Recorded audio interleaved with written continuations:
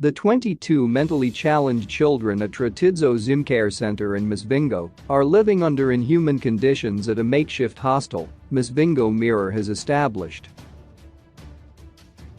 The children were last week transferred from the Roman Catholic Church-run Alfred Walter hostels and shoved into a classroom block turned into a hostel in defiance of a directive by Primary and Secondary Education Ministry Secretary Tumasang Thabela to stay the move until proper buildings had been built.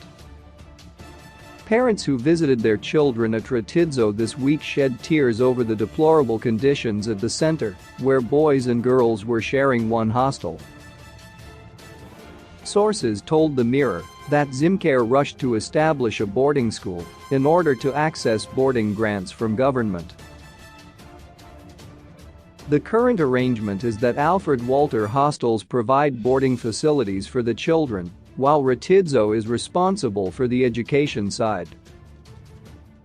Social Welfare Ministry Director for Disability Affairs, Christine Pettit, expressed disgust at the opening of boarding facilities at the center before certain conditions were met.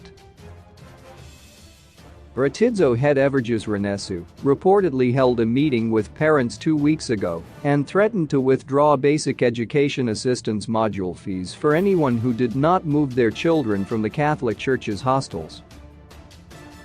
Renesu claimed she was given permission by Thabela to start offering boarding services, although she was reluctant to shed more light.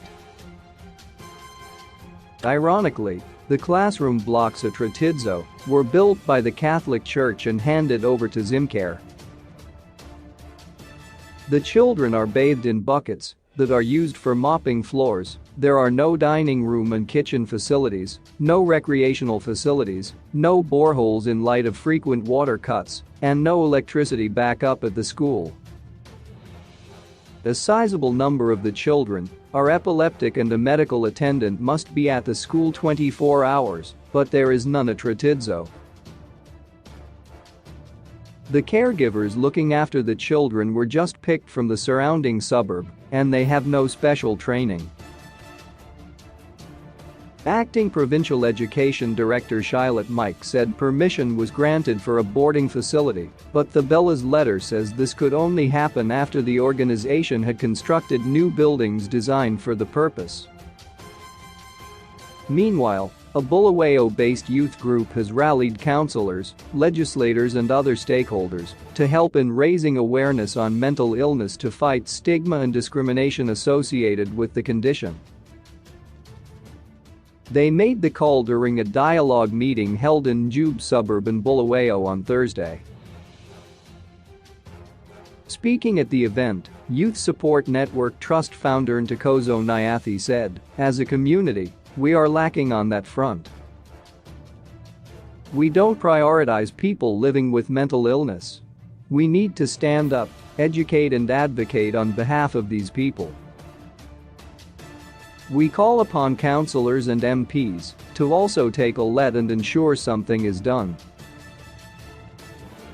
People need to be taught about mental health and illness as they tend to mix the two." The call comes at a time when Zimbabwe is reportedly recording a spike in mental health problems due to the prolonged economic crisis and drug abuse, especially among the youth.